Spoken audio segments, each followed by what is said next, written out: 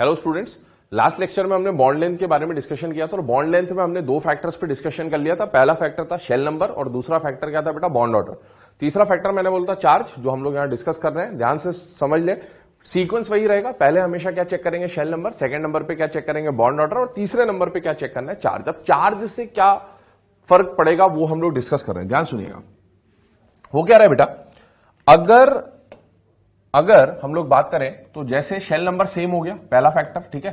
Second factor क्या है बेटा, बॉन्ड ऑर्डर, वो भी सेम हो गया। अब दो फैक्टर सेम हो गए तो तीसरा फैक्टर क्या आएगा, चार्ज। अब चार्ज से क्या है, अगर किसी स्पीशीज पे पॉजिटिव चार्ज है, दो तरह के चार्ज डेवलप होंगे, पॉजिटिव या नेगेटिव, है ना। तो अगर पॉजिटिव चार्ज बढ़ेगा, है ना, तो क्या हो जाएगा, साइज छोटा हो जाएगा, ठीक है। और नेगेटिव चार्ज बढ़ेगा तो साइज बड़ा हो जाएगा। ये हमने कैटायन एनायन की स्टडी जब करी थी तब भी हम लोग डिस्कस कर चुके हैं आयनिक रेडियस में, वही हम लोग यूज करेंगे। अगर साइज छोटा हो रहा है, तो इंटरन्यूक्लियर डिस्टेंस कम हो जाएगा, और साइज बढ़ रहा है तो इंटरन्यूक्लियर डिस्टेंस क्या हो जाएगा, बढ़ जाएगा। तो ये चार्ज का जो फ्रेमिंग हम लोग करेंगे, चार्ज को यूज करेंगे, वो इससे होगा, ठीक है। देखिए, सबसे पहले बात कर रहे हैं H2O2 O2F2, किसकी बॉन्ड लेंथ कंपेयर करनी है बेटा, OO की, ठीक है ना। अब एक बात बताइए, OO की बॉन्ड लेंथ आपको कंपेयर करनी है यहां पर, तो सबसे पहला फैक्टर क्या देखेंगे, शेल नंबर। OO का शेल नंबर क्या होगा बेटा, यहां पर ऑक्सीजन का शेल नंबर 22, यहां पर भी ऑक्सीजन का shell number 22, shell number same. Second बात क्या देखनी होती है, बॉन्ड ऑर्डर। ये डायटोमिक नहीं है, ये ऑक्सीएनायन नहीं है, तो आप यहां पर क्या करेंगे, पहले स्ट्रक्चर बनाएंगे। H2O2 और O2F2 दोनों का स्ट्रक्चर लास्ट क्लास में मैंने बताया भी था, परऑक्सी लिंकेज वाला जो केस था, है ना, वही है ये। अब इसमें अगर आप चेक करो तो बेटा ऑक्सीजन का यहां पर बॉन्ड ऑर्डर कितना है, 1, और यहां पर भी ऑक्सीजन का बॉन्ड ऑर्डर कितना है, 1।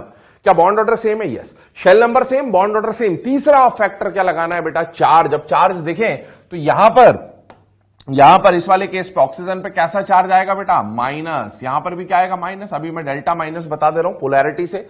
और इन ऑक्सीजन पे क्या आएगा, डेल्टा प्लस आएगा, क्योंकि फ्लोरीन ज्यादा इलेक्ट्रोनेगेटिव है, तो फ्लोरीन पे माइनस और ऑक्सीजन पे प्लस। अब आप खुद बताइए, माइनस चार्ज आने का मतलब है साइज छोटा होगा या बड़ा होगा, बड़ा हो जाएगा।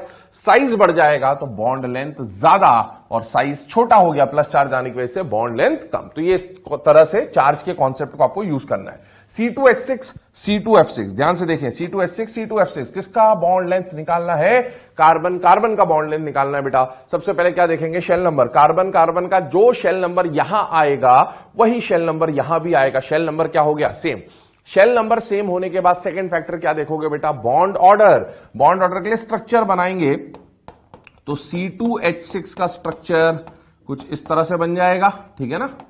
सब तरफ H आ गया, और C2F6 सेम आएगा, बस हाइड्रोजन को रिप्लेस कर देंगे किससे बेटा, फ्लोरीन से, ठीक है ना। तो यहां पर ये स्ट्रक्चर बन जाएगा C2F6 का। अब आप देखिए खुद ही कि यहां पर बॉन्ड ऑर्डर कितना है बेटा, 1 कार्बन का, और यहां भी बॉन्ड ऑर्डर कितना है, 1। तो देखिए, shell number same, bond order same. अब क्या देखेंगे, चार्ज अगर हम देखें तो बेटा यहां पर हाइड्रोजन की वजह से कार्बन पे क्या डेवलप होगा, माइनस, और फ्लोरीन की वजह से कार्बन पे क्या डेवलप होगा, प्लस। नेगेटिव चार्ज साइज बड़ा, बॉन्ड लेंथ ज्यादा, पॉजिटिव चार्ज साइज छोटा, बॉन्ड लेंथ कम। तो ये तरीका रहेगा चार्ज से क्वेश्चंस को सॉल्व करने का। अब ये सारे फैक्टर समझने के बाद हम इस पे कुछ क्वेश्चंस यहां पर डिस्कस कर रहे हैं, प्रैक्टिस प्रॉब्लम्स ले रहे हैं। देखिएगा, compare the bond length of SF4 SeF4 XY। अब ये XY यहां पर क्या है, देखिए, सपोज आपको स्ट्रक्चर बना के दिया हुआ है, और स्ट्रक्चर SF4 का ऐसा बन जाएगा, है ना। SF4 में फ्लोरीन लोन पेयर, है ना, ये एक्सियल फ्लोरीन, और SeF4 का भी स्ट्रक्चर सेम बनेगा ना, sp3d हाइब्रिडाइजेशन है बेटा दोनों की। यहां पर लोन पेयर आ गया, यहां पर फ्लोरीन आ गया, यहां पर फ्लोरीन आ गया, ये एक्सियल और ये एक्सियल, ये स्ट्रक्चर बन गया। अब आपको एक्स और वाई कंपेयर करने को बोला है। सपोज इसको SF की इक्वेटोरियल पोजीशन की बॉन्ड लेंथ को मैंने x माना, और SeF की इक्वेटोरियल पोजीशन को मैंने y माना, और आपको बोला x और y को कंपेयर करो। अब आप खुद बताइए, जब भी बॉन्ड लेंथ का क्वेश्चन आएगा, पहला काम क्या करेंगे, शेल नंबर। क्या सल्फर फ्लोरीन का शेल नंबर क्या होगा बेटा, 32, और सेलेनियम फ्लोरीन का शेल नंबर क्या होगा, 42। शेल नंबर कम, शेल नंबर ज्यादा, बॉन्ड लेंथ ज्यादा, मतलब x और y में से कौन सी बॉन्ड लेंथ ज्यादा हो जाएगी बेटा, y वाली बॉन्ड लेंथ ज्यादा हो जाएगी। चलिए, moving on to the next question इसी टाइप का। HCOOH और HCOON, है ना, फॉर्मिक एसिड और फॉर्मेट आयन। XYZ क्या है XYZ देखिएगा, सबसे पहले COOH का स्ट्रक्चर बना रहा हूं, C डबल बॉन्ड OH, यहां पर ये हो गया COH का, और इसी में डबल बॉन्ड O माइनस, और ये आ गया, ठीक है ना, दिस इज HCOO माइनस। अब X और Y क्या है देखें ध्यान से, सपोज इसको मैंने माना X, इसको मैंने माना Y, और इसको मैंने माना Z, ठीक है ना, this is Z, this is X and this is Y। Carbon oxygen की बॉन्ड लेंथ की कंपैरिजन हो रही है, चेक करिएगा बेटा। यहां पर CO का शेल नंबर देखो, CO का शेल नंबर देखो, CO का शेल नंबर देखो, शेल नंबर सेम है तीनों जगह, CO का शेल नंबर सेम हो गया। सेकंड फैक्टर क्या देखेंगे, बॉन्ड ऑर्डर। बेटा CO का बॉन्ड ऑर्डर इस वाले केस में कितना आ रहा है 2, X वाले केस में बॉन्ड ऑर्डर कितना है 2, ठीक है। Y देखें, Y में बॉन्ड ऑर्डर क्या दिख रहा है 2, क्या ये 2 होगा, नहीं। क्या इसमें रेजोनेंस होगा बेटा, yes, this is oxy anion, resonance होगा, रेजोनेंस होगा, तो इसका बॉन्ड ऑर्डर कितना आएगा 1.5 बॉन्ड ऑर्डर आएगा, तो Y का बॉन्ड ऑर्डर है 1.5 एंड Z वाला जो पार्ट है this will not participate in resonance, ERS नहीं बनाएगा, तो बेटा इसका बॉन्ड ऑर्डर जो है वही रहेगा 1। अब आप खुद देखिए शेल नंबर सेम है लेकिन बॉन्ड ऑर्डर डिफरेंट है, जिसका बॉन्ड ऑर्डर ज्यादा उसकी बॉन्ड लेंथ कम, और जिसका बॉन्ड ऑर्डर कम उसकी बॉन्ड लेंथ क्या हो जाएगी बेटा, ज्यादा। चलिए moving on to the next question, compare the bond length H2 F2 O2 N2। देखें सारे डायटोमिक स्पीशीज है, पहला काम क्या करना है, शेल नंबर निकालना है बेटा। इसका shell number 11, shell number 22, shell number 22, shell number 22, ठीक है ना। शेल नंबर के हिसाब से जिसका शेल नंबर कम उसकी बॉन्ड लेंथ कम, और जिसका शेल नंबर ज्यादा उसकी बॉन्ड लेंथ ज्यादा, ये तीनों 2 आ गए। लेकिन एक बात बताइए, डायटोमिक स्पीशीज है सारे, है ना, और 1 से 20 वाले MOT भी लगेगा। इसका MOT का बॉन्ड ऑर्डर 1 होता है, शेल नंबर से अलग है, इसलिए सॉल्व करने की जरूरत नहीं है।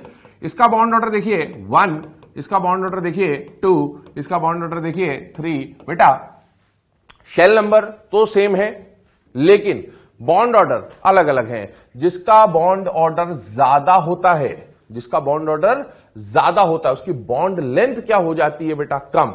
इसका मतलब है ट्रिपल बॉन्ड वाला छोटा, डबल बॉन्ड वाला और थोड़ा सा बड़ा, और उससे बड़ा कौन हो जाएगा, सिंगल बॉन्ड। तो अगर मैं इसका एग्जैक्ट ऑर्डर बनाने की कोशिश करूं तो H2 फिर N2 फिर O2, और सबसे बड़ी जो बॉन्ड लेंथ आपको यहां देखने को मिलेगी वो किसकी देखने को मिलेगी, F2 की। तो ये ऑर्डर आ जाएगा यहां पर। इसके बाद अगला क्वेश्चन जो है वो भी डिस्कस कर रहा हूं, देखिए ये ऑर्डर हो गया, ठीक है। नेक्स्ट क्वेश्चन जो आ रहा है देखिएगा, OH CH NO CO, है ना, और CC, इनकी बॉन्ड लेंथ कंपेयर करनी, सिंगल सिंगल बॉन्ड आपको शो कर रखा है।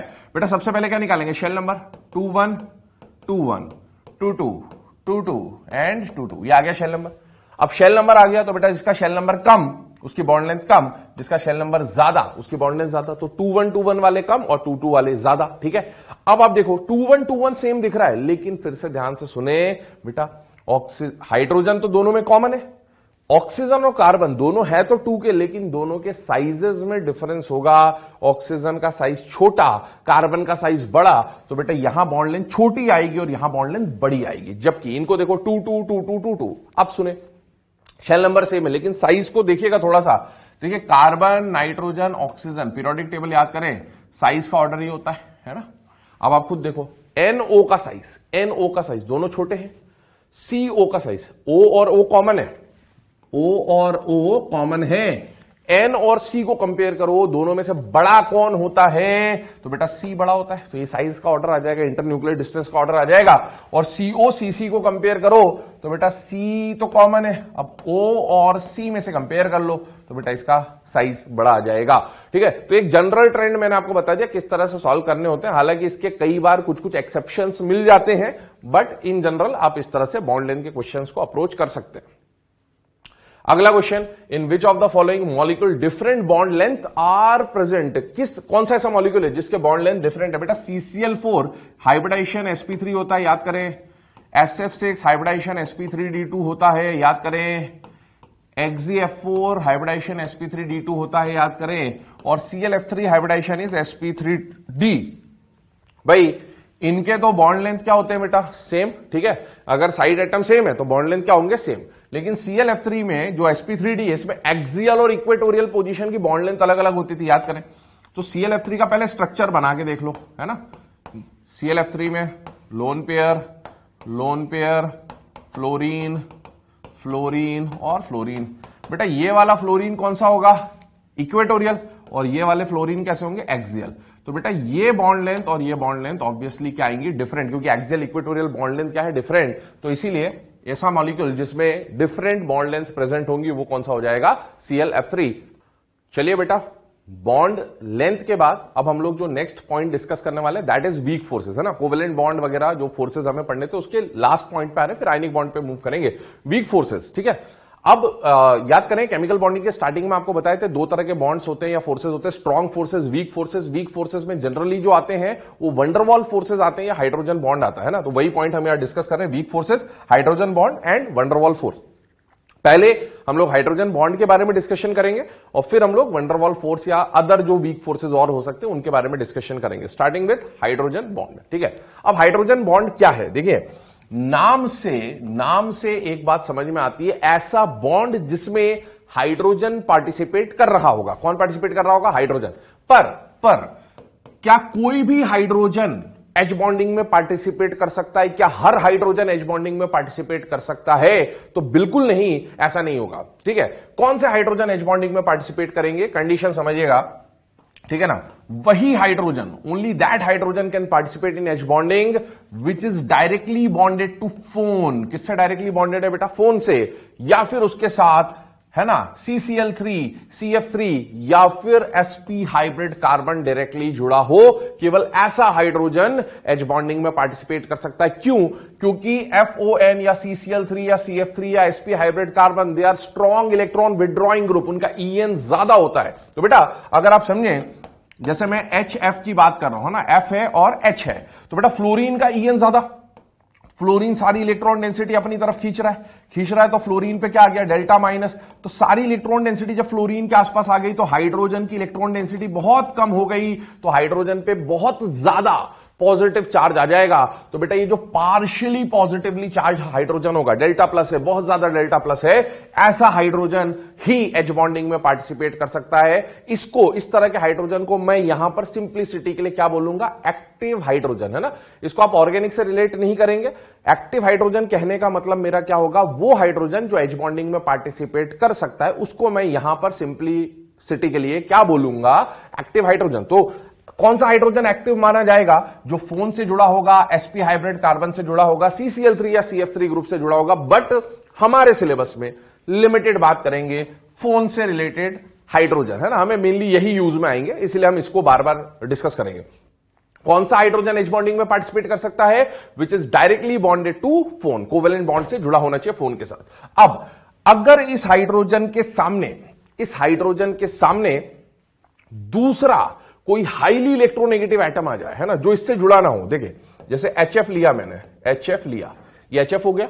इस HF में आप देखो तो हाइड्रोजन के ऊपर क्या सफिशिएंट पॉजिटिव चार्ज है बेटा, यस। क्या ये हाइड्रोजन एक्टिव होगा, यस। फोन से जुड़ा हुआ हाइड्रोजन एक्टिव होगा। और अगर इस फोन से जुड़े हुए हाइड्रोजन के सामने भी फोन आ जाए, कौन आ जाए, फोन आ जाए, फ्लोरीन आ जाए, ऑक्सीजन आ जाए, नाइट्रोजन आ जाए, कभी कभार समटाइम्स क्लोरीन भी आ जाए, तो बेटा इसके डेल्टा प्लस और ये इनके पास क्या लोन पेयर या इलेक्ट्रॉन डेंसिटी अवेलेबल है या नहीं है, तो इनके लोन पेयर और इसके पॉजिटिव चार्ज, यहां पर माइनस है, lone pair electron density minus, तो इनके बीच में एक इलेक्ट्रोस्टैटिक वीक अट्रैक्शन डेवलप हो जाता है, प्लस माइनस का अट्रैक्शन डेवलप हो जाता है। उस वीक फोर्स को, वीक अट्रैक्शन को क्या बोला जाता है, हाइड्रोजन बॉन्ड बोला जाता है। फिर से सुने, ध्यान से समझे क्या कंडीशन है, ठीक है ना। हम लोग जब यहां पर बात कर रहे हैं एच बॉन्डिंग की, तो क्या क्या पॉसिबिलिटीज बन रही हैं, ध्यान से सुने, ये कंडीशन है। देखिए कौन सा हाइड्रोजन एच बॉन्डिंग में पार्टिसिपेट करेगा, वो हाइड्रोजन जो डायरेक्टली कोवेलेंट बॉन्ड से जुड़ा होगा, किसके साथ जुड़ा होगा, फोन या sp हाइब्रिड कार्बन या CCl3 या CF3, लेकिन मेनली कौन काम आएगा, फोन से जुड़ा हुआ हाइड्रोजन एच बॉन्डिंग में पार्टिसिपेट करेगा। कब करेगा, जब उसके सामने भी कौन आ जाएगा, फोन आ जाएगा या समटाइम्स क्लोरीन आएगा, तो एक अट्रैक्शन इसके प्लस और इसके इलेक्ट्रॉन डेंसिटी लोन पेयर के बीच में डेवलप होगा। तो ये प्लस माइनस का जो अट्रैक्शन डेवलप हुआ है, डॉटेड लाइन से रिप्रेजेंट करेंगे इस बॉन्ड को, हम लोग क्या बोलते हैं बेटा, हाइड्रोजन बॉन्ड। अब सुने, इसमें दो और बातें। हाइड्रोजन बॉन्ड जो है वो जनरली या तो डाइपोल टाइप का अट्रैक्शन होगा, ठीक है ना, और या फिर आयन डाइपोल टाइप का अट्रैक्शन होगा। कैसा अट्रैक्शन होगा? डाइपोल डाइपोल या आयन डाइपोल टाइप का अट्रैक्शन होगा, उस पर हम लोग मूव करेंगे बाद में। ठीक है, अब देखिए हाइड्रोजन बॉन्डिंग की डेफिनेशन समझने के बाद आपको अगला जो क्वेश्चन पूछा जा सकता है इसके ऊपर, हाइड्रोजन बॉन्डिंग में बहुत अलग अलग टाइप के क्वेश्चन बनते हैं, छोटे छोटे क्वेश्चन बनते हैं, टाइप्स ज्यादा है, क्वेश्चन के टाइप्स, फ्रेमिंग ज्यादा टाइप में हो सकती है। तो पहला क्वेश्चन किसके ऊपर बन सकता है? स्ट्रेंथ ऑफ हाइड्रोजन बॉन्ड में। अब ध्यान से सुनिएगा मेरी बात, अभी जो आपको रिप्रेजेंटेशन दिखाया था एक्स, एच और वाई, ठीक है ना, क्या हाइड्रोजन के ऊपर क्या आना चाहिए बेटा? सफिशिएंट पॉजिटिव चार्ज, जिसके ऊपर क्या होना चाहिए? Minus charge. तो इनके बीच में क्या बन रहा था? H bond. एच बॉन्ड का स्ट्रेंथ देखना है, तो एच बॉन्ड बना किसके बीच में? एक्स और एच के बीच में बना या एच और वाई के बीच में बना? तो एच और वाई के बीच में बना है एच बॉन्ड, ठीक है ना। तो आपको स्ट्रेंथ जब डिटरमाइन करनी होगी तो स्ट्रेंथ का डिटर्मिनेशन किसके बेसिस पे होगा? एच और वाई के बेसिस पे। पहली प्रायोरिटी होगा क्या? ये जो इसका पॉजिटिव चार्ज है ना, एच के ऊपर जितना ज्यादा पॉजिटिव चार्ज आएगा ये उतना आसानी से इसके माइनस इलेक्ट्रॉन डेंसिटी को अट्रैक्ट करेगा। जितना ज्यादा एच पर पॉजिटिव उतनी आसानी से इलेक्ट्रॉन खींचेगा। जितने ज्यादा ये इलेक्ट्रॉन खींचेगा यहां पर इलेक्ट्रॉन की डेंसिटी ज्यादा होगी और दो एटम के बीच में डेंसिटी बढ़ने की वजह से बॉन्ड की स्ट्रेंथ बढ़ जाएगी। तो बेटा सबसे पहला फैक्टर जो आपको कंसिडर करना है वो एच के ऊपर आने वाले पॉजिटिव चार्ज को कंसिडर करना है। बट एक बात बताओ, एच पर ये जो पॉजिटिव चार्ज आएगा ये किसकी वजह से आएगा? एक्स की वजह से। क्यों? क्योंकि एक्स का इलेक्ट्रोनेगेटिविटी ज्यादा है। जितना ज्यादा इसका इलेक्ट्रोनेगेटिविटी उतना ज्यादा ये इलेक्ट्रॉन खींचेगा, इतना ही ज्यादा इस पर माइनस आएगा और जितना ज्यादा इस पर माइनस आएगा उतना ज्यादा इस पे प्लस आएगा। इसका मतलब strength of H bonding, En of x should be high. X का En जितना ज्यादा उतना ज्यादा इस पर माइनस और उतना ही ज्यादा एच पर प्लस। तो जितना ज्यादा एच पर प्लस लाना है उसके लिए En of x should be high. दूसरी बात, सेकंड जो बॉन्ड में पार्टिसिपेट कर रहा है वो कौन है? वाई। भाई अगर एच पर पॉजिटिव चार्ज अलग अलग है, ठीक है ना, तो जिस पे एच पर पॉजिटिव चार्ज ज्यादा उसकी बॉन्ड स्ट्रेंथ ज्यादा। जैसे फॉर एग्जांपल मैं बात करूं, फ्लोरीन से हाइड्रोजन जुड़ा है, ऑक्सीजन से हाइड्रोजन जुड़ा है, नाइट्रोजन से हाइड्रोजन जुड़ा है। क्यों ये तीनों लिए? क्योंकि याद करें वही हाइड्रोजन एच बॉन्डिंग में पार्टिसिपेट करता है जो किससे जुड़ा होगा? फोन से। क्या ये फोन है? यस। बेटा अब तीनों में से बताओ, ये एक्स है आपके, ठीक है ना, तो बताइए फ्लोरीन की इलेक्ट्रोनेगेटिविटी ज्यादा, ऑक्सीजन की कम, नाइट्रोजन की कम, तो सबसे ज्यादा डेल्टा प्लस चार्ज किस पे आएगा? इस पे। उससे कम डेल्टा प्लस इस पे, उससे कम डेल्टा प्लस इस पे।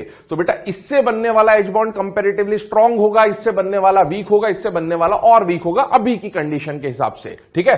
तो एक्स का En ज्यादा तो बॉन्ड स्ट्रेंथ ज्यादा। लेकिन कई बार ऐसा हो सकता है कि यहां जो x है ना, ये x और h की बात कर रहा हूं मैं, ये वाली बात कर रहा हूं, x और h में x क्या हो जाए? सेम। अब भाई ऑक्सीजन दोनों जगह सेम है तो हाइड्रोजन पर जो पॉजिटिव डेवलप होगा वो भी तो सेम होगा।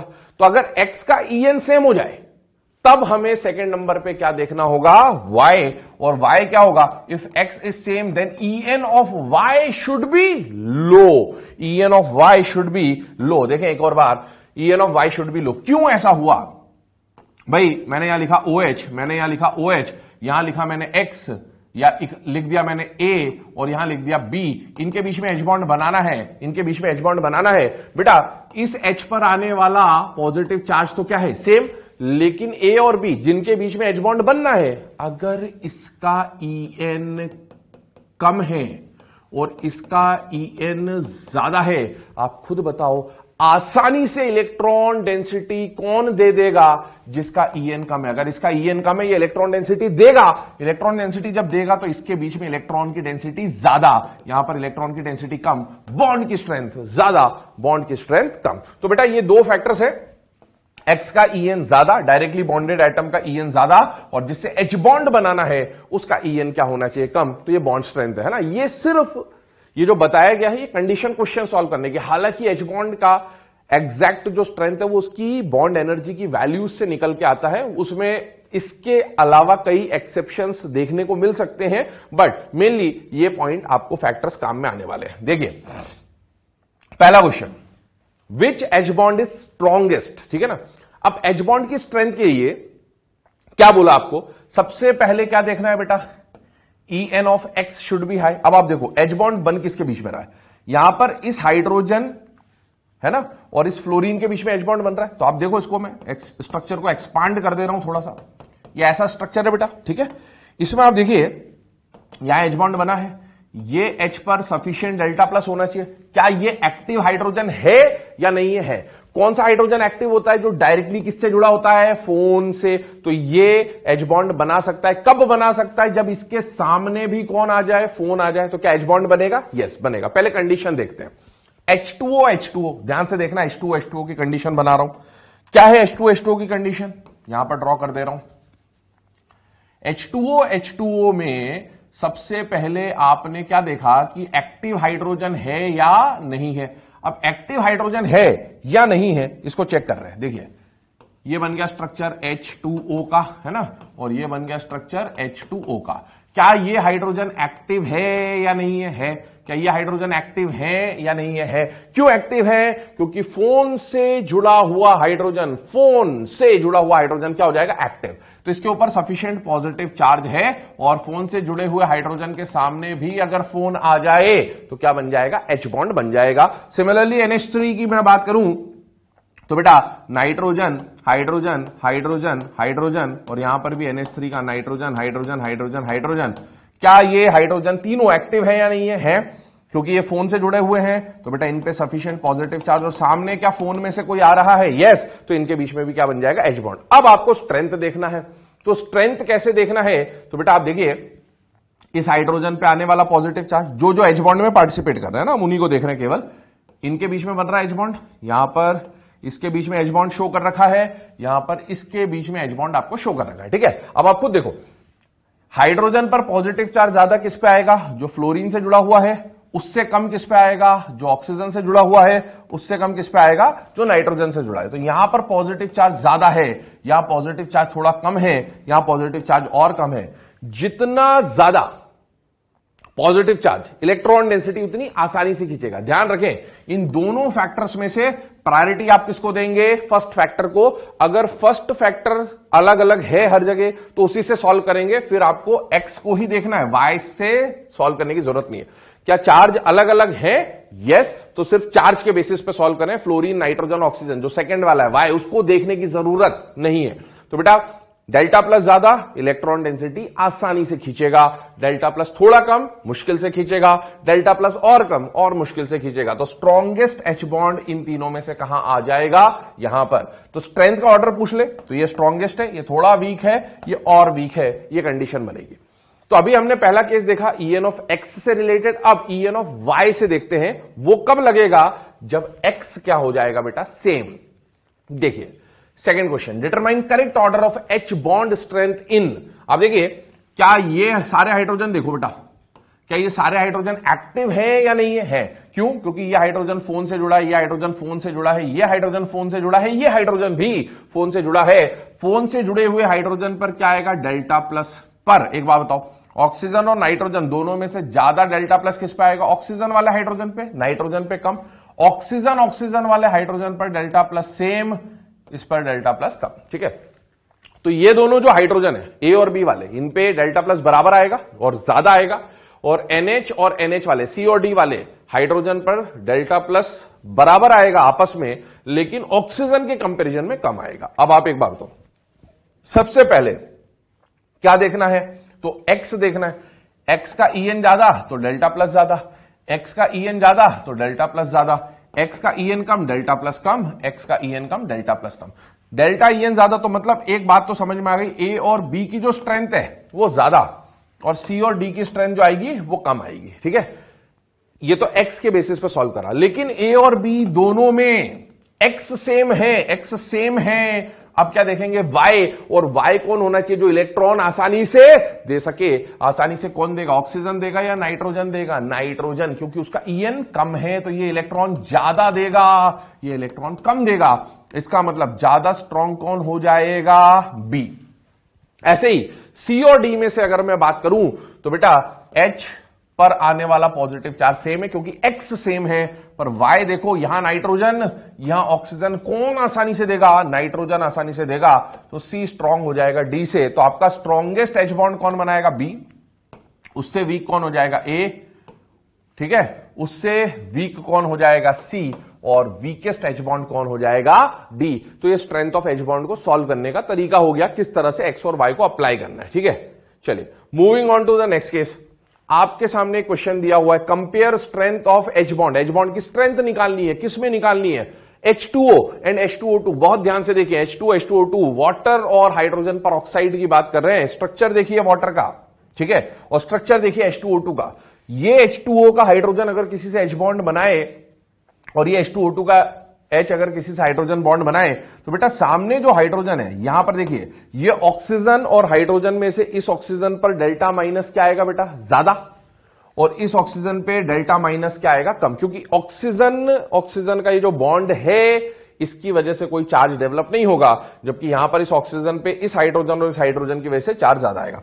डेल्टा माइनस ज्यादा, तो जब ये एच बॉन्ड बनाएगा किसी से, ठीक है, जब ये एच बॉन्ड बनाएगा किसी से, तो बेटा नेगेटिव चार्ज ज्यादा। या आप इलेक्ट्रोस्टैटिक्स भी आप जानते हैं, इलेक्ट्रोस्टैटिक में क्या लिखते हैं, force of attraction F is directly proportional, Coulomb's law है ना, F is directly proportional to Q1 Q2।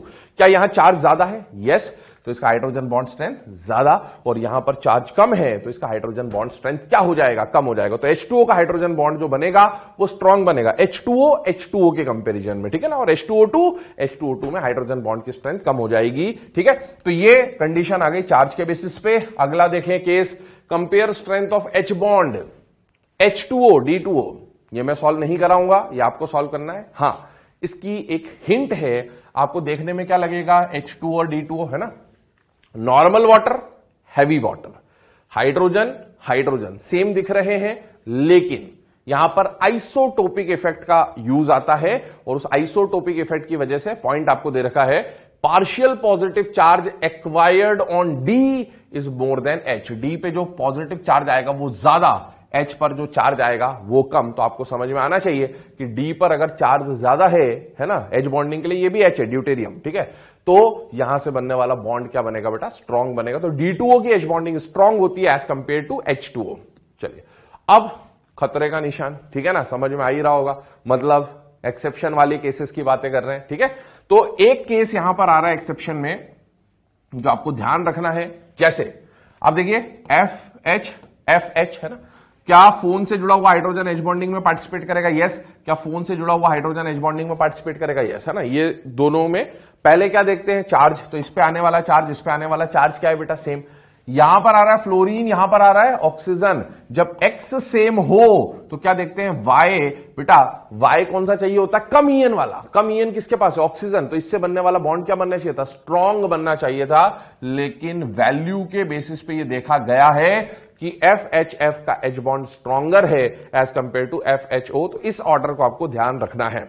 अगला केस, KHF2 ऑन डिसोसिएशन, है ना, जब भी हम एक्वस सॉल्यूशन वगैरह बनाते हैं तो ये डिसोसिएट होगा, तो ये कैसे एग्जिस्ट करेगा, इसके ऊपर क्वेश्चन पूछा जाता है। तो बेटा ये KHF2 का जो डिसोसिएशन होता है, उस डिसोसिएशन में ये इस तरह से एग्जिस्ट करता है ना। इसमें आयन्स पूछता है कौन कौन से आयन है, तो ध्यान रखिए, जब भी KHF2 डिसोसिएट होगा, क्या क्या मिलेगा, K+ और HF2-। ये जो HF2- है, ये एक्चुअल में बना कैसे, उसके ऊपर बात कर रहा हूं। तो HF2- कुछ इस तरह से बना होगा। ध्यान से देखिए, HF में क्या ये हाइड्रोजन एक्टिव हाइड्रोजन है बेटा, यस, क्योंकि ये फोन से जुड़ा है, और फोन से जुड़े हुए हाइड्रोजन के सामने अगर कौन आ जाए, फोन आ जाए, तो वो क्या बनाएगा, H बॉन्ड बनाएगा। तो यहां पर इन दोनों के बीच में क्या बन जाएगा बेटा, H बॉन्ड बन जाएगा। दूसरी बात ध्यान से सुनना, दूसरी बात, ये एग्जिस्ट कर रहा है इसी तरह से, कभी ऐसे दे दे HCl2, HBr2, है ना, और HI2 वगैरह। तो नॉर्मल कंडीशंस में HCl2- या HBr2- या HI2- एग्जिस्ट नहीं करते हैं, क्योंकि ये बल्की ग्रुप होते हैं ना। बल्की ग्रुप होने की वजह से ये नॉर्मल साइज वाले कैटायंस के साथ जनरली एग्जिस्ट करते हुए नहीं मिलते। तो आप अपने सिलेबस के अकॉर्डिंगली ये मान के चलेंगे, दे डू नॉट एग्जिस्ट। ठीक है, अब इसमें कंडीशन क्या आई, मैंने आपको बोला था हाइड्रोजन बॉन्ड दो तरह के होते हैं, दो तरह के अट्रैक्शन होते हैं। एक कैसा होता है, डाइपोल डाइपोल अट्रैक्शन, और एक कैसा हो सकता है, आयन डाइपोल अट्रैक्शन। ध्यान से सुनना, डाइपोल डाइपोल और आयन डाइपोल की बात कर रहा हूं। इस केस को देखो जरा ध्यान से, इस केस को देखो जरा ध्यान से बेटा, इस पे प्लस है, इस पे माइनस है, ये पूरा एक मॉलिक्यूल है, और सामने क्या आ रहा है, F-। तो ये मॉलिक्यूल जो है ये पोलर है या नॉन पोलर है बेटा, पोलर। पोलर है मतलब इसके अंदर क्या आएगा, डाइपोल, ठीक है, और ये क्या है बेटा, आयन। तो यहां पर होने वाला जो एच बॉन्ड है ये क्या है बेटा, कैसा एच बॉन्ड कहलाएगा, आयन डाइपोल एच बॉन्ड कहलाएगा। क्या कहलाएगा, आयन डाइपोल। है तो एच बॉन्ड ही, पर इसमें अट्रैक्शन कौन सा होगा, आयन डाइपोल अट्रैक्शन होगा, ठीक है ना। और देखें डाइपोल डाइपोल अट्रैक्शन, मेनली हमें डाइपोल डाइपोल अट्रैक्शन काम आएंगे, जैसे मान लीजिए मैं एक एग्जांपल लिख रहा हूं H2O, ठीक है ना, और ये भी ले लिया मैंने H2O। अब आप देखिए क्या ये मॉलिक्यूल पोलर है, यस, मतलब इसके अंदर क्या होगा, डाइपोल। क्या ये मॉलिक्यूल पोलर है, यस, इसके अंदर क्या होगा, डाइपोल। इस पे प्लस है, इस पे माइनस है, इस पे माइनस है, इस पे प्लस है ना, और इनके बीच में क्या बन रहा था, एच बॉन्ड, ठीक है। तो पोलर पोलर का जो अट्रैक्शन होगा, एच बॉन्ड बनेगा, ये कैसा अट्रैक्शन होगा बेटा, डाइपोल डाइपोल अट्रैक्शन। तो एच बॉन्ड दो तरह के होते हैं, डाइपोल डाइपोल अट्रैक्शन और आयन डाइपोल अट्रैक्शन। और जनरली हम लोग जानते हैं डाइपोल डाइपोल और आयन डाइपोल में स्ट्रॉन्गर बॉन्ड कौन से होते हैं बेटा, आयन डाइपोल होते हैं, ठीक है ना। चलिए moving on to the next part, that is types of hydrogen bond. बहुत इंपॉर्टेंट पार्ट है, ध्यान से समझिएगा। टाइप्स ऑफ हाइड्रोजन बॉन्ड में देखिए हाइड्रोजन बॉन्ड की दो कंडीशन हो सकती है ना। हाइड्रोजन बॉन्ड में सपोज इसके पास एक्टिव हाइड्रोजन है और इसके पास फोन या क्लोरीन में से कोई है, और यहां पर है ना ये किससे जुड़ा हुआ है बेटा, फोन से, ठीक है। तो फोन से जुड़ा हुआ हाइड्रोजन, एक्टिव हाइड्रोजन, और सामने वाले स्पीशीज में मॉलिक्यूल में भी कौन आ जाए, फोन, तो इनके बीच में एच बॉन्ड बन सकता है। यहां एच बॉन्ड कितने स्पीशीज में बना, विद इन द स्पीशीज बना या दो स्पीशीज के बीच में बना, दो स्पीशीज के बीच में। जब भी दो स्पीशीज के बीच में हाइड्रोजन बॉन्ड बनता है उसे क्या बोलते हैं, इंटर मॉलिक्यूलर हाइड्रोजन बॉन्ड। क्या बोलते हैं बेटा, इंटर मॉलिक्यूलर, मॉलिक्यूल मॉलिक्यूल के बीच में। अब दूसरी बात, ये दोनों मॉलिक्यूल हो सकता है सेम हो सकता है अलग हो। अगर दोनों सेम हुए तो इसे बोलेंगे होमो इंटरमॉलिकुलर, और दोनों अगर अलग हुए तो इसे बोलेंगे हेट्रो इंटरमॉलिकुलर हाइड्रोजन बॉन्डिंग। और एक केस क्या हो सकता है कि एक स्पीशीज हो, उसके पास ऐसा हाइड्रोजन हो जो फोन से जुड़ा है, और इसी के अंदर एक और ऐसा कोई फोन वगैरह हो, तो ये आपस में एच बॉन्ड बना ले। ये एच बॉन्ड दो स्पीशीज के बीच में बना, ये H bond within the molecule बनेगा, विद इन द स्पीशीज बनेगा। ऐसे एच बॉन्ड को क्या बोलेंगे, इंट्रा मॉलिक्यूलर एच बॉन्ड। तो when hydrogen bond is formed between two molecules whether same और different, it is known as intermolecular. When the hydrogen bond is formed within the molecule then it is known as intramolecular H bond. देखिए classification, H bond दो type के, intermolecular मतलब between two molecules, है ना, may be same may be different. अगर same है तो होमो intermolecular, अगर डिफरेंट है तो हेट्रो इंटरमॉलिकुलर। एग्जांपल्स देखेंगे वन बाय वन। और अगर विद इन द मॉलिक्यूल बन जाए, कैसा बन जाए, विद इन द मॉलिक्यूल, तो उसे क्या बोलेंगे, इंट्रामॉलिकुलर एच बॉन्ड। चलिए सबसे पहले फर्स्ट टाइप जो है, मेन जो टाइप है, that is intermolecular H bond. Intermolecular मतलब दो मॉलिक्यूल्स के बीच में एच बॉन्ड बनेगा। अब दोनों मॉलिक्यूल सेम है तो होमो इंटरमॉलिकुलर, दोनों मॉलिक्यूल डिफरेंट है तो हेट्रो इंटरमॉलिकुलर। देखिएगा, when hydrogen bond is formed between discrete molecules, मतलब दो मॉलिक्यूल्स ऑफ सेम और डिफरेंट कंपाउंड या सेम और डिफरेंट टाइप। एग्जाम्पल सुने, बहुत इंपॉर्टेंट एग्जाम्पल, तीन एग्जाम्पल बिल्कुल क्लियर होने चाहिए। HF, H2O, NH3। अपने सिलेबस में इन तीन मॉलिक्यूल्स का बहुत ज्यादा एम्फेसिस है एच बॉन्ड में। इनकी properties, melting point, boiling point, इन सब पे भी एच बॉन्ड का इफेक्ट आएगा। क्यों इन तीनों को मेन बोला जा रहा है, क्योंकि वही हाइड्रोजन एच बॉन्ड में पार्टिसिपेट करता है जो किससे जुड़ा होगा, फोन से। तो उसमें ये केस पहले आते हैं। देखिए HF, अब आप खुद सोचें, अगर मैं HF का स्ट्रक्चर बना रहा हूं, एच बॉन्ड है ना, तो ये HF बना दिया, HF बना दिया। HF में क्या ये हाइड्रोजन एक्टिव है, यस। क्या ये हाइड्रोजन एक्टिव है, यस। क्या ये हाइड्रोजन एक्टिव है, यस। क्या ये हाइड्रोजन एक्टिव है, क्यों, क्योंकि डायरेक्टली किससे जुड़े हैं बेटा, फोन से जुड़े हुए हैं। अब ये एच बॉन्ड कब बनाएगा, जब फोन से जुड़े हुए हाइड्रोजन के सामने फोन आ जाए। ये एच बॉन्ड, ये एच बॉन्ड, ये एच बॉन्ड, ये बनना चाहिए, ठीक है। अगर ऐसा एच बॉन्ड में रिप्रेजेंट करूं, ठीक है, HF कौन से स्टेट में दे रखा, सॉलिड, तो अगर आपको ऐसा स्ट्रक्चर दे दे तो बेटा क्या दिख रहा है HF का हाइड्रोजन बॉन्डेड स्ट्रक्चर, लीनियर। तो आपसे पहला क्वेश्चन यही पूछता है कि क्या HF में हाइड्रोजन बॉन्डिंग होती है, यस। हाइड्रोजन बॉन्डिंग होती है, यस, ठीक है। एक HF मॉलिक्यूल कितने हाइड्रोजन बॉन्ड बनाता हुआ दिख रहा है, एक एचएफ मॉलिक्यूल कितने हाइड्रोजन बॉन्ड बनाते हुए दिख रहा है, कितने हाइड्रोजन बॉन्डिंग के सेंटर्स हैं इसके पास, तो बेटा उसको हम लोग बोलते हैं एक्सटेंट ऑफ हाइड्रोजन बॉन्डिंग, मतलब नंबर ऑफ हाइड्रोजन बॉन्डिंग ज्यादा है या कम है। बेटा एक एचएफ में एक इधर एच बॉन्ड बनता हुआ दिख रहा है, एक इधर एच बॉन्ड बनता हुआ दिख रहा है, तो कितने एच बॉन्ड बनते हुए दिख रहे हैं, दो। तो one HF molecule can form 2 hydrogen bonds, ऐसा हम लोग बोल सकते हैं। दूसरी बात, आपसे अगला क्वेश्चन क्या पूछेगा, एचएफ का जो हाइड्रोजन बॉन्डेड स्ट्रक्चर है, HF solid exist as linear structure, और ये क्या दिखा रखा है, जिगजैग स्ट्रक्चर। तो आपको पता होना चाहिए कि एचएफ सॉलिड का स्ट्रक्चर, हाइड्रोजन बॉन्डिंग तो ठीक है, लेकिन एचएफ सॉलिड का स्ट्रक्चर लीनियर नहीं होता है। कैसा होता है, जिगजैग। क्यों होता है, क्योंकि सॉलिड में पार्टिकल्स कंप्रेस्ड होते हैं, कंप्रेस्ड होते तो ये पास आएंगे तो इनमें रिपल्शन जो लगेगा उसको कमजोर करने के लिए, उसको वीक करने के लिए ये क्या अक्वायर करते हैं, जिगजैग स्ट्रक्चर। और सुने, जिगजैग स्ट्रक्चर को भी देखें, यहां एचएफ बना दे रहा हूं मैं, ऐसे बहुत सारे मॉलिक्यूल्स हैं, एक एचएफ एक्टिव हाइड्रोजन, दूसरे एचएफ के साथ एच बॉन्डिंग, एक्टिव हाइड्रोजन, ठीक है, ये एक्टिव हाइड्रोजन चलता जा रहा है। तो इसने इस एक एचएफ ने इसके साथ एच बॉन्डिंग किया, एक एचएफ ने इसके साथ किया, है ना, इधर किया, करते जा रहे हैं एच बॉन्डिंग, ये बन गया। अब स्ट्रक्चर लीनियर बन सकता है, जिगजैग बन सकता है। जिगजैग में दो कंडीशंस है, ध्यान से सुने। अभी आप देखो तो आपको क्या दिख रहा है, फ्लोरीन जो है वो टॉप पे है। फ्लोरीन क्या है, टॉप पे। 3 लेयर्स हैं, फर्स्ट लेयर, सेकंड लेयर और थर्ड लेयर। फर्स्ट लेयर पे कौन दिख रहा है, टॉप लेयर पे, बॉटम लेयर पे क्या दिख रहे हैं, फ्लोरीन, और मिडिल लेयर पे कौन दिख रहा है, हाइड्रोजन। इससे हुआ क्या, जब बॉटम लेयर पे फ्लोरीन आया तो बेटा फ्लोरीन का डिस्टेंस बढ़ गया, या टॉप लेयर पे फ्लोरीन आया तो फ्लोरीन का डिस्टेंस बढ़ गया, जबकि हाइड्रोजन क्या आ गए, पास। ऐसा क्यों, क्योंकि फ्लोरीन के पास क्या अवेलेबल है बेटा, लोन पेयर्स। क्या अवेलेबल है बेटा, लोन पेयर। अगर मैं फ्लोरीन को यहां रख दूं एच की जगह पर, एक और स्ट्रक्चर बन सकता है, एच एफ, है ना। तो अगर मैं फ्लोरीन को इस ब्लू वाले पोजीशन पे रख दूं तो फ्लोरीन की डिस्टेंस कम हो जाएगी, पास आ जाएंगे, जबकि फ्लोरीन जब यहां और यहां रखा है तो डिस्टेंस क्या है बेटा, दूर, जिससे लोन पेयर रिपल्शन वीक हो जाएगा, और रिपल्शन वीक हो गया तो मॉलिक्यूल की स्टेबिलिटी बढ़ जाएगी। इसीलिए जो एचएफ का जिगजैग स्ट्रक्चर है, ध्यान रखें, वो इस तरह का बन के आएगा। चलिए अगला केस देख रहे हैं, NH3 अमोनिया सॉलिड फॉर्म में क्या कंडीशन बन रही, देखिए NH3 में, ठीक है, ये एक NH3 मॉलिक्यूल है, डिस्क्रीट मॉलिक्यूल ले लिया, ये दूसरा NH3 मॉलिक्यूल है, डिस्क्रीट मॉलिक्यूल ले लिया हमने। अब आप देखो यहां पर जो एच बॉन्डिंग हो रही है, क्या ये हाइड्रोजन एक्टिव है, यस। क्या एक्टिव हाइड्रोजन के सामने फोन आ रहा है या नहीं आ रहा है, आ रहा है, तो बेटा एच बॉन्डिंग हुई। लेकिन H bonding with in the molecule हुई या दो मॉलिक्यूल्स के बीच में हुई, दो मॉलिक्यूल्स, और दो मॉलिक्यूल के बीच में होने वाली एच बॉन्डिंग को क्या बोलते हैं, इंटरमॉलिक्यूलर। यहां पर भी देखो एचएफ जब बनाया था, ये एक एचएफ था, ये दूसरा एचएफ था, एच बॉन्डिंग इन दोनों के बीच में हुई थी।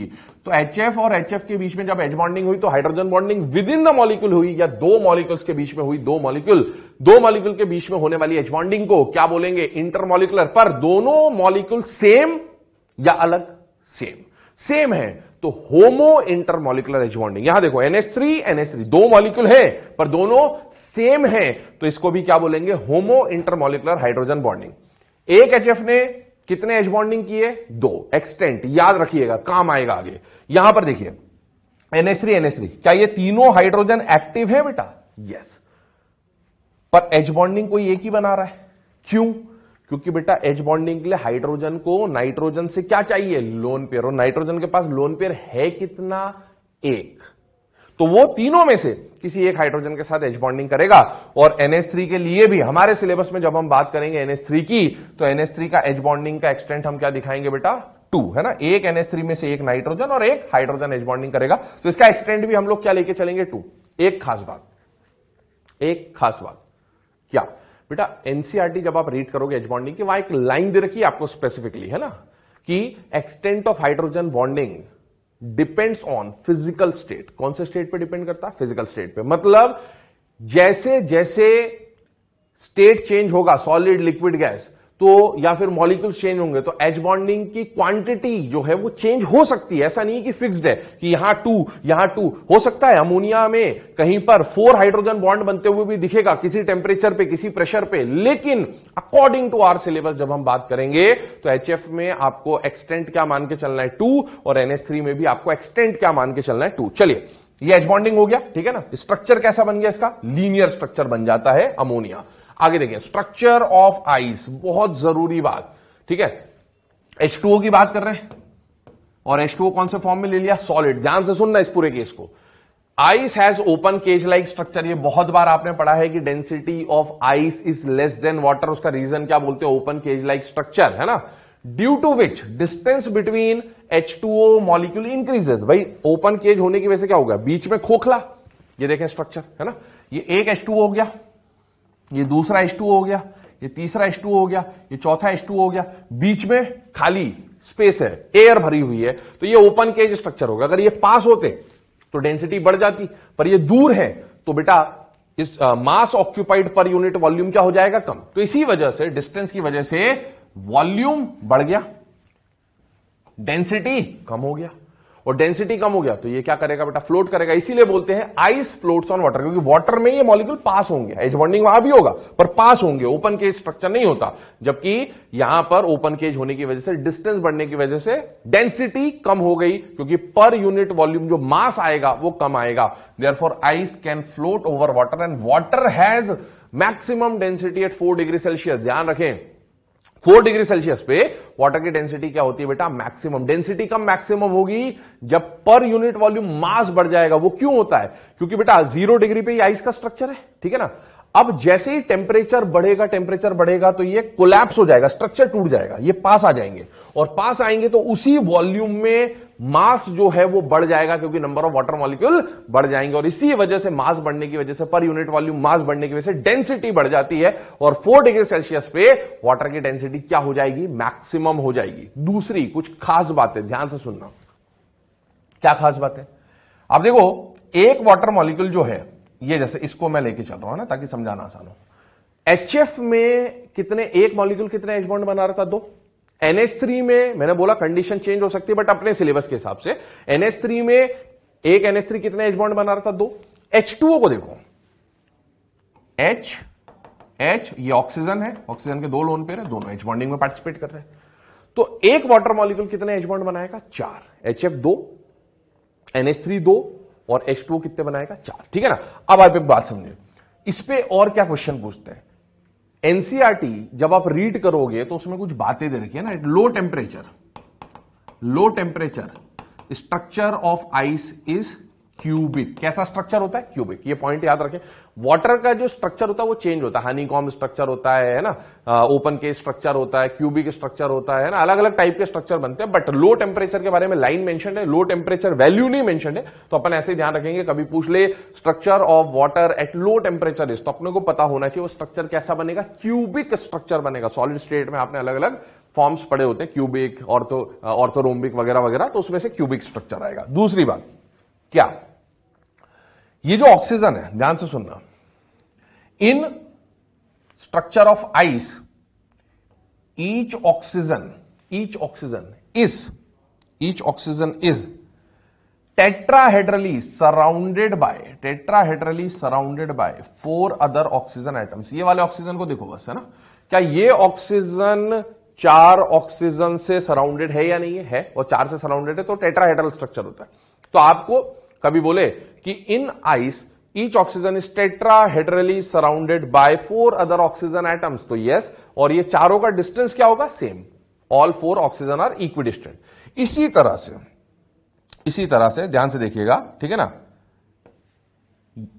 इन ice each oxygen is tetrahedrally surrounded by 4 hydrogen atoms. Each oxygen is tetrahedrally, 1 2 3 4, 4 hydrogen भी टेट्राहेड्रली सराउंड करेंगे।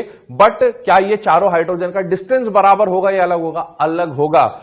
ये कोवेलेंट बॉन्ड वाले हाइड्रोजन है बेटा, पास, और ये हाइड्रोजन बॉन्ड वाले हाइड्रोजन है, ये दूर रहेंगे। तो ये कंडीशन है कुछ जो आपको आइडिया होना चाहिए। चलिए, after structure of ice, next example boric acid. अच्छा, एक बात और समझ ले, यहां पर H2O की जब मैं बात करूं तो मैंने बोला था हाइड्रोजन बॉन्डिंग। देखिए, ये एक मॉलिक्यूल है, इसने हाइड्रोजन बॉन्ड किससे बनाया, इस मॉलिक्यूल से ना।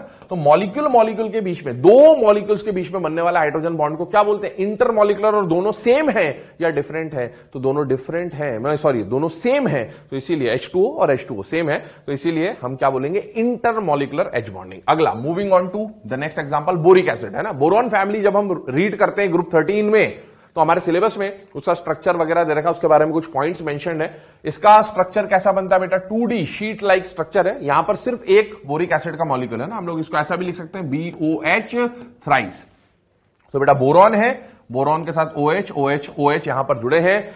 क्या ये हाइड्रोजन एक्टिव होगा? यस, क्योंकि डायरेक्टली किससे जुड़ा है, फोन से। तो ये भी एक्टिव है, ये भी एक्टिव है, ये भी एक्टिव है।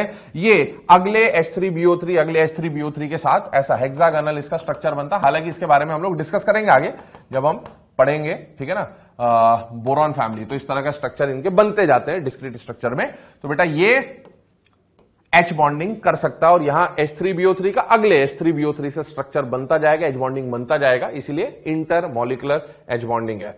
ठीक है, एसिटिक एसिड बहुत इंपॉर्टेंट एग्जांपल। ठीक है, सॉल्यूशन चैप्टर जब आप फिजिकल केमिस्ट्री में पढ़ते हैं तो वहां पर एक पॉइंट दे रखा आपको, जब आप सॉल्यूशन चैप्टर में कॉलिगेटिव प्रॉपर्टीज पढ़ते हैं तो वहां पर लास्ट में जाके वेंट ऑफ फैक्टर आता है, ऑब्जर्व्ड मॉलिकुलर मास है ना, एक्चुअल मॉलिकुलर मास वगैरह की जब हम बात करते हैं थ्योरेटिकल और ऑब्जर्व्ड की। तो आपको ये पता है कि ये जो एसिटिक एसिड होता है ना, इसमें पॉलीमराइजेशन होता है। दो चीजें होती है, डिसोसिएशन एंड कॉम्बिनेशन, एसोसिएशन, है ना। तो ये एसोसिएट हो जाता है। इसका एक्चुअल मॉलिकुलर मास जो होना चाहिए दैट शुड बी 60, बट इसका जो मॉलिकुलर मास मिलता है आपको वो 120 मिलता है। क्यों? क्योंकि ये एसोसिएट हो जाते हैं, दो मॉलिक्यूल एसोसिएट हो जाते हैं। और कैसे एसोसिएट हो जाते हैं? Due to H bonding. Generally ये जो आपको बेंजीन सोल्यूशन है उसमें ये होता हुआ दिखेगा। स्ट्रक्चर देखिए, ये CH3COH, ये एक एसिटिक एसिड हो गया, CH3COOH। अब आप देखिए एक बात समझिएगा, क्या ये हाइड्रोजन एक्टिव है या नहीं है? क्यों है? क्योंकि डायरेक्टली किससे जुड़ा हुआ? फोन से। एक और बात, यहां पर भी तो हाइड्रोजन है, क्या ये एक्टिव है? नहीं। क्यों नहीं है? क्योंकि ये फोन से जुड़ा हुआ नहीं है। कौन सा हाइड्रोजन एक्टिव होते हैं? जो फोन से जुड़ा होता है, या फिर CH3 group, sorry CCl3 group से, या CF3 ग्रुप से, या sp हाइब्रिड कार्बन से। ये sp हाइब्रिड कार्बन नहीं है तो ये एक्टिव नहीं है, ठीक है ना। तो ये H बॉन्डिंग में पार्टिसिपेट नहीं करेगा। लेकिन क्या ये H बॉन्डिंग में पार्टिसिपेट करेगा? यस। अगला एक और मॉलिक्यूल आ गया एसिटिक एसिड का, इसका ये हाइड्रोजन एक्टिव, ये फ्लिप होके आ गया है ना, इधर स्ट्रक्चर ऐसा है, इधर फ्लिप हो गया। अब उससे क्या हुआ? एक्टिव हाइड्रोजन के सामने फोन आ गया और एक्टिव हाइड्रोजन के सामने फोन आ गया। क्या करेंगे? H bonding. इस तरह से ये डाइमर का फॉर्मेशन कर लेते हैं और डाइमराइजेशन होने की वजह से 60 + 60 मास कितना दिखने लगता है? 120। चलिए अगला केस, ये क्वेश्चन भी पूछा जा सकता है आपसे कि सोडियम बाइकार्बोनेट और पोटेशियम बाइकार्बोनेट में से जब स्ट्रक्चर हम बनाते हैं तो कौन डाइमर के फॉर्म में एग्जिस्ट करता है, कौन पॉलीमर के फॉर्म में एग्जिस्ट करता है? पहली बात, इसको जब आप ब्रेक करोगे ना बेटा तो ध्यान से सुनना, NaHCO3 ब्रेक होगा Na+ और HCO3- में, और KHCO3 ब्रेक होगा K+ और HCO3- में ना। तो इसमें Na और K H बॉन्डिंग में पार्टिसिपेट नहीं करेगा। H बॉन्डिंग तो HCO3 और HCO3 की होगी, और यहां पर भी H बॉन्डिंग में ही होगा। देखिए क्या कंडीशन है, ये HCO3 स्पीशीज है ना, ये वाला HCO3 स्पीशीज है एक, ये दूसरा HCO3 स्पीशीज है, ये तीसरा HCO3 स्पीशीज है ना। और इसके साथ O- के साथ कौन जुड़ा हुआ है? Na+। O- के साथ कौन जुड़ा हुआ है? Na+। ठीक है ना, इस तरह से जुड़ते जा रहे हैं, ये चेन बनाई हमने। अब एक बात देखो, ये एक्टिव हाइड्रोजन, ठीक है, ये दूसरे वाले HCO3 का एक्टिव हाइड्रोजन, इस तरह से। और सामने कौन आ रहा है? फोन आ रहा है। H बॉन्डिंग हो गई, H बॉन्डिंग हो गई यहां पर, और H बॉन्डिंग होती जाएगी। ये H बॉन्डिंग जब हुई तो H बॉन्ड स्ट्रॉन्ग होता है या वीक फोर्स होता है बेटा? Weak force. पर यहां पर कौन आया? Na+। यहां पर कौन आया? Na+। इसी क्रिस्टल में है, ठीक है। दूसरी बात समझना, KHCO3 की जब मैं बात कर रहा हूं, अगर मैं ऐसा स्ट्रक्चर बना के यहां क्या लिख दूं बेटा? K+। क्या लिख दूं? K+। अब आप खुद बताओ, Na का जो साइज होता है, Na आयन का जो साइज होता है ना, Na+ और K+ के साइज की बात कर रहा हूं, तो Na और K के साइज में से कौन छोटा और कौन बड़ा? Na का साइज छोटा, K का साइज बहुत बड़ा। याद करो S ब्लॉक के साइज का ऑर्डर जिग-जैग जिग-जैग है ना, और वो N वगैरह जो बनता था, तो K का साइज बहुत बड़ा होता है बेटा। तो यहां पर Na तो इजीली इस क्रिस्टल में एडजस्ट हो जाता है, जिसकी वजह से ये चेन बनती जाती है, और चेन बनते जाने की वजह से NaHCO3 क्या बना लेगा? पॉलीमर। जबकि अगर मैं यहां K+ लाऊंगा तो K+ बहुत बल्की ग्रुप है, K+ बहुत बल्की ग्रुप है, रिपल्शन बढ़ जाएगा। इस वजह से उसको ज्यादा से ज्यादा K+ क्या बना पाता है? डाइमर। वो इस तरह से लंबी चेन नहीं बना पाएगा। तो KHCO3 due to large size only can form dimer, whereas NaHCO3 can form polymer due to its small size. चलिए अगले कुछ और एग्जांपल, HCN मॉलिक्यूल लिया, अगला भी HCN मॉलिक्यूल लिया। बेटा क्या ये हाइड्रोजन एक्टिव है या नहीं है या नहीं है? क्यों है? क्योंकि फोन से जुड़ा हुआ वही हाइड्रोजन तो एक्टिव होता है जो फोन से जुड़ा होता है, या फिर sp हाइब्रिड कार्बन से। आप इस कार्बन को देखिए, क्या ये कार्बन sp हाइब्रिड है या नहीं है? और sp हाइब्रिड कार्बन से जुड़े हुआ हाइड्रोजन को एक्टिव हाइड्रोजन मानेंगे, और एक्टिव हाइड्रोजन एच बॉन्ड कब बनाएगा? जब उसके सामने कौन आ जाएगा? फोन आ जाएगा। यहां एच बॉन्ड बना, H bond within the molecule बना या दो मॉलिक्यूल में बना? दो मॉलिक्यूल में बना, और दोनों मॉलिक्यूल सेम है या डिफरेंट है? बेटा सेम है, इसीलिए ये कौन सा टाइप है? होमो इंटर मॉलिकुलर हाइड्रोजन बॉन्डिंग। अगला देखें, पैरा नाइट्रोफिनॉल, बहुत इंपॉर्टेंट एग्जांपल, ध्यान से देखें। पैरा नाइट्रोफिनॉल, यह आ गया OH, ठीक है ना, फिनॉल ग्रुप, और पैरा पोजीशन मतलब यहां पर कौन सा ग्रुप आ गया? नाइट्रो ग्रुप, है ना। अब एक कंडीशन आती है, देखें क्या कंडीशन है। क्या ये एक्टिव हाइड्रोजन है बेटा? यस, है ना, क्योंकि फोन से जुड़ा है। और क्या विद इन द मॉलिक्यूल, क्योंकि hydrogen bond within the molecule भी बन सकता है। क्या इस हाइड्रोजन, एक्टिव हाइड्रोजन के सामने फोन में से कोई आ रहा है? यस। अगर आ रहा है तो H बॉन्ड अगर बन रहा है तो ये दो मॉलिक्यूल में बन रहा है या विद इन द मॉलिक्यूल बन रहा है? विद इन द मॉलिक्यूल बन रहा है। और विद इन द मॉलिक्यूल बनने वाले H बॉन्ड को क्या बोलते हैं? Intra molecular. लेकिन क्या ये H बॉन्ड बनेगा? नहीं। क्यों नहीं बनेगा? क्योंकि बेटा हाइड्रोजन बॉन्ड बहुत ही वीक फोर्स होता है। डिस्टेंस देखिए, ऑर्थो पे अगर ये नाइट्रो ग्रुप होता, ऑर्थो नाइट्रोफिनॉल, है ना, तो डिस्टेंस पास होता, लेकिन मेटा या पैरा पे चला गया तो डिस्टेंस बढ़ गया। डिस्टेंस बढ़ने की वजह से ये बॉन्ड वीक हो जाता और ये एग्जिस्ट नहीं करेगा। तो ध्यान रखें, पैरा पोजीशन पर आपको इंट्रा मॉलिकुलर H बॉन्ड नहीं मिलेगा। पैरा पे जब भी होगा क्या बनाएगा? Inter molecular. तो पैरा नाइट्रोफिनॉल का केस बनेगा तो कैसे बनेगा? देखिएगा, यहां पर आ गया OH, यहां पर आ गया NO2, ठीक है।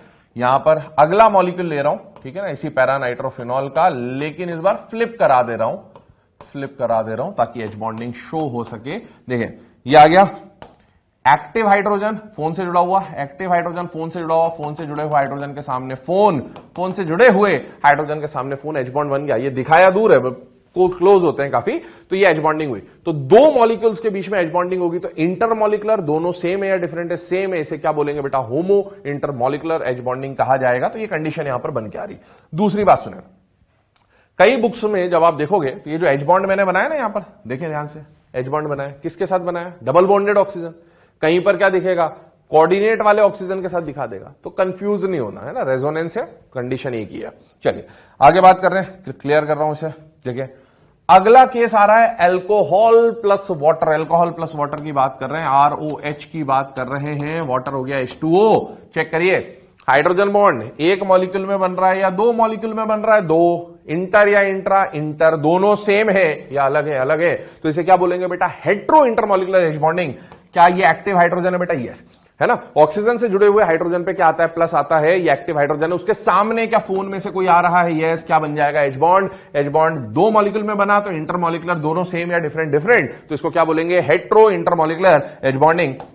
Same is phenol with water.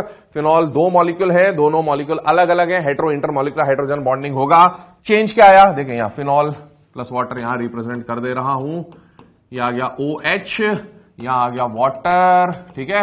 Delta plus active है, एच बॉन्ड बनाएगा। दो मॉलिक्यूल्स के बीच में एच बॉन्ड है, दोनों अलग है, हेट्रो इंटरमॉलिकुलर हाइड्रोजन बॉन्डिंग हो जाएगा। दूसरी बात, ये जो अल्कोहल फिनॉल वाटर का जो केस है ना, ये हेल्प करता है बेटा सॉल्युबिलिटी में। किसमें हेल्प करता है? सॉल्युबिलिटी। एक क्वेश्चन आपसे जनरली पूछा जा सकता है, अल्कोहल, है ना, अदर ऑर्गेनिक कंपाउंड्स के कंपैरिजन में alcohol is soluble, more soluble in water, या phenol is more soluble in water वगैरह, ऐसा पूछा। तो बेटा सॉल्युबिलिटी के दो कॉन्सेप्ट होते हैं। पहला तो लाइक डिसॉल्व लाइक, जो बेसिक कॉन्सेप्ट है ना, लाइक डिसॉल्व लाइक। एक तो वो फैक्टर आ जाएगा, पोलर पोलर में डिसॉल्व होगा, नॉन पोलर नॉन पोलर में डिसॉल्व होगा। और दूसरा फैक्टर क्या आएगा? अगर आपको लाइक डिसॉल्व लाइक वाला ऑप्शन नहीं दे रखा है तो आप बोल सकते हो due to H bonding, due to H bonding solubility gets increased, ठीक है ना। चलिए अब इसके बेसिस पे कुछ क्वेश्चन हम लोग यहां देख रहे हैं। क्या क्वेश्चन है? विच of the following species exist, है ना। एसिडिक वाटर की बात कर रहा हूं। किसकी बात कर रहा हूं बेटा? Acidic water. अब एसिडिक वाटर आप लोगों ने सुनी रखा होगा, क्या होता है जब H2O का प्रोटोनेशन होता है तो आपको क्या मिलता है? H3O प्लस, है ना, एसिडिक वाटर, हाइड्रोनियम आयन। अब आप देखो, ये H2O और प्लस का जो बॉन्ड होता है ये कैसे बनता है, तो याद करें अभी हमने कोऑर्डिनेट बॉन्ड प्रीवियस लेक्चर में डिस्कस किया था। ये अपना लोन पेयर इसको देगा और इसके साथ क्या बना लेगा, कोऑर्डिनेट बॉन्ड बना लेगा। कोऑर्डिनेट बॉन्ड बनाएगा तभी तो जाके कौन एग्जिस्ट करेगा, H3O+। क्या ये एग्जिस्ट करता है बेटा, यस इट एग्जिस्ट, है ना। H3O+ बन गया, कैसे बन गया, कोऑर्डिनेट बॉन्ड से। H5O2 ये कैसे बना, ध्यान से देखो। H3O+ के साथ अगर मैं H2O का कॉम्बिनेशन कर दूं, इनके बीच में कुछ अट्रैक्शन हो जाए तो क्या हो जाएगा, H5O2+, है ना। ये जो H5O2 मैंने बनाया ऊपर पिछले स्टेप में, उसमें अगर मैं एक और H2O कंबाइन कर दूं समहाउ, तो H7O3+, और सेम ये बना दूं, H2O यहां पर ऐड कर दूं, ठीक है ना, तो क्या बन जाएगा, H9O4+। अब आप खुद देखिए, क्या ये H3O+ एग्जिस्ट करता है, यस। अगला ये वाला जो केस है, यहां पर क्या होता है, जो H3O+ में बॉन्ड बना वो कौन सा बॉन्ड बना बेटा, कोऑर्डिनेट बॉन्ड। कौन सा बॉन्ड बना, कोऑर्डिनेट। पर इसके अलावा अब आगे कोऑर्डिनेट बॉन्ड नहीं बनता, इसके आगे इनके ये जो एसिडिक हाइड्रोनियम आयन मिला है, ये वाटर के साथ क्या करता है, H बॉन्ड बनाता है। क्या बनाता है, H बॉन्ड। यहां पर भी क्या बनेगा, H बॉन्ड। यहां पर भी क्या बनेगा, H बॉन्ड। और H बॉन्ड बनने की वजह से यहां पर इनके एग्जिस्टेंस पॉसिबल होते हैं। तो ध्यान रखें, ये एग्जिस्ट करते हैं due to presence of H bond, है ना।